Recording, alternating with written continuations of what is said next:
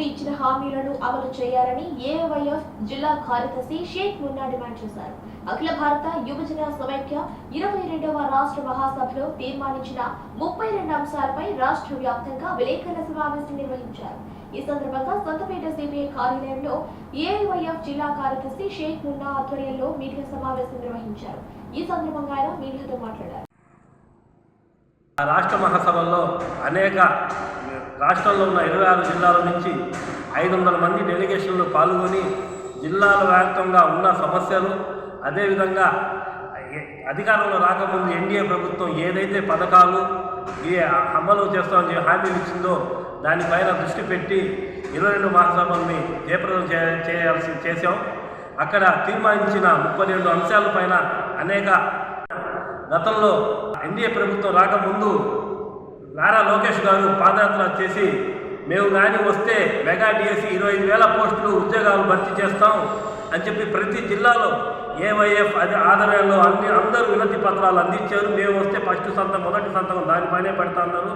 అయితే ఈరోజు దౌర్భాగ్యం ఏంటంటే వాళ్ళు ఏదైతే ఫస్ట్ సంతకం పెట్టారో ఎన్డీఏ ప్రభుత్వం అధికారం వచ్చి కేంద్రంలో మొదటి స్థానంలో ఉన్నారని చెప్పిన ఒక సంతకానికి వాల్యూ లేకుండా 8 మాసాలు పూర్తి కావస్తున్న మెగా డిఎస్సి గురించి ఊసే లేదు. కేవలం వీళ్ళు పేపర్ స్టేట్మెంట్లకి పథకాలకి తప్పక వేరే అమలు చేసే దాంట్లో ఎన్డీఏ ప్రభుత్వం లేదు.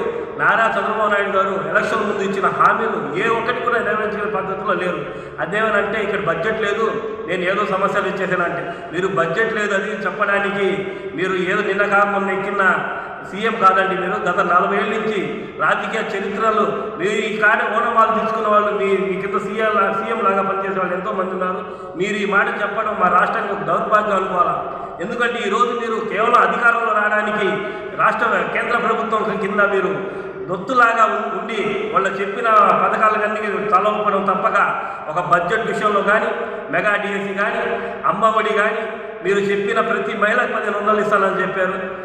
అసలు ఒక్క వాగ్దానం నిలబెట్టలేదు. ఉచిత బస్సు అన్నారు. అదేవిధంగా అమరావతిని ఫ్రీ జోన్గా ప్రకటించి 26 జిల్లాల్లో ఉన్న యువకులను అక్కడ ఉద్యోగస్తులుగా నిర్వహించాలి. అదేవిధంగా కడపలో ఉక్కు ఫ్యాక్టరీ పరిశ్రమని ఏర్పాటు చేయాలని చెప్పి గతంలో కూడా మీరు పాదయాత్ర హామీలు ఇచ్చారు. అది కూడా చేయలేదు. మేము వస్తే విశాఖపట్నం స్టీల్ ప్లాంట్ ఆపుదామని చెప్పి పవన్ కళ్యాణ్ గారు, డిప్యూటీ సీఎం పవన్ కళ్యాణ్ గారు, అదేవిధంగా చంద్రబాబు నాయుడు గారు అనేక వాగ్దానాలు చేశారు. ఈరోజు దానికి ఒక ప్యాకేజ్ మళ్ళిస్తున్నాం మేము, అది అంత దూరం కానీ ప్రైవేట్కరణ ఆపలేదని చెప్పి వాగ్దానాలు చేసే పరిస్థితుల్లో ఉన్నారు.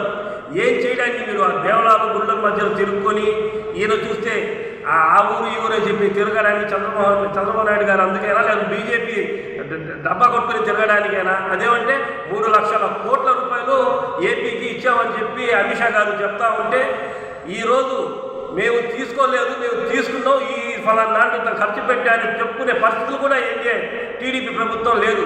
అదేమనంటే మేము ఆ పథకాలు ఇస్తాం, ఈ పథకాలు ఇస్తాం, ఆ ఇల్లు లేని వాళ్ళకి సొంత ఇళ్ళు ఇస్తామని చెప్పారు. అది కూడా ఇచ్చింది కాదు. ఇంక నుంచి అయినా అఖిల భారతీయ సమైక్య తరఫున 26 జిల్లాలకి సమగ్రంగా అందరికీ న్యాయం జరిగేటట్టు ఎన్డీఏ ప్రభుత్వం చర్యలు తీసుకోవాలి. లేని పక్షంలో రాష్ట్ర వ్యాప్తంగా ఈ ఎమ్మెల్సీ ఎలక్షన్లు కొన్ని జిల్లాల్లో ప్రాంతాల్లో జరుగుతున్నాయి కాబట్టి ప్రెస్ మీట్లకి కలెక్టర్ నిన్న అందరూ అన్ని జిల్లాల్లో కలెక్టర్ గారికి వినతి పత్రం ఇవ్వడం జరిగింది. దీన్ని కానీ మీరు ఖండించకపోతే దీనికి అయినా మీరు చర్యలు కానీ తీసుకోకపోతే రాష్ట్ర వ్యాప్తంగా ఆందోళనలు చేపడతాం. మీ ఎమ్మెల్యేలు మినిస్టర్లు ఇచ్చిన వాగ్దానాలు నిలబడకపోతే సీఎం క్యాంపస్గా ముట్టడిగైనా అఖిల భారతీయ సమైక్య తరఫున అన్ని రాష్ట్రాల నుంచి తరలి వస్తాం. మీకు తప్పకుండా గుణపాఠం చెప్తామని చెప్పి తెలియజేస్తాం.